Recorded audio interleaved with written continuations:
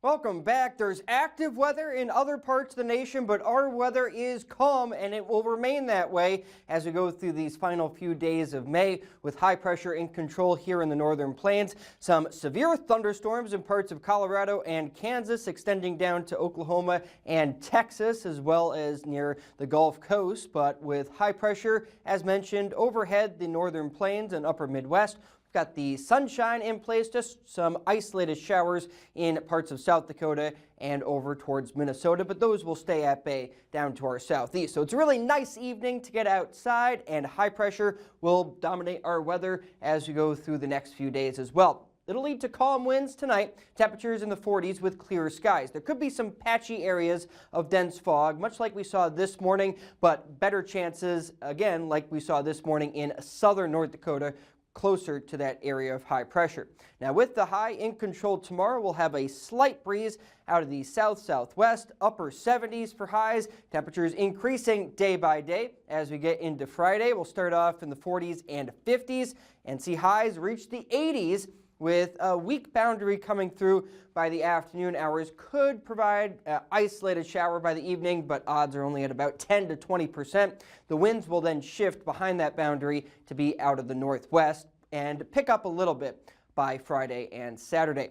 Now, the only concern for our forecast, because it's very nice with sunshine and very mild temperatures, is wildfire smoke, and that's coming from especially this 300,000 plus acre uncontrolled fire northeast of Winnipeg. But there's a lot of other uncontrolled fires in parts of Manitoba and Saskatchewan, other Canadian provinces, and with a north wind aloft heading into tomorrow, that could bring in more wildfire smoke aloft. It's not impacting our air quality right now. Air quality impacts will be minor, if any, for tomorrow, because a lot of this will remain aloft. So it will obscure the sunshine, may create for kind of that milky appearance to the sky, might enhance our sunrises and sunsets, but it could be thick in the mid and upper levels of the atmosphere. Here's that near surface smoke, the stuff closest to the ground that would impact air quality. Some of it could mix down to the surface and impact our air quality tomorrow afternoon and evening, but I don't expect a lot of air quality impacts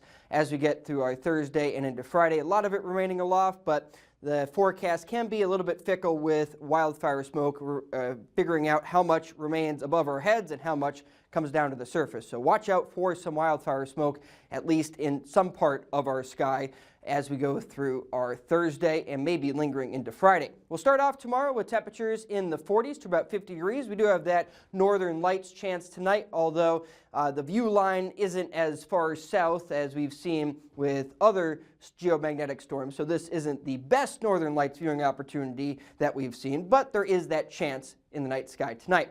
As we go into tomorrow, look for highs in the 70s and then getting into the 80s for Friday with abundant sunshine.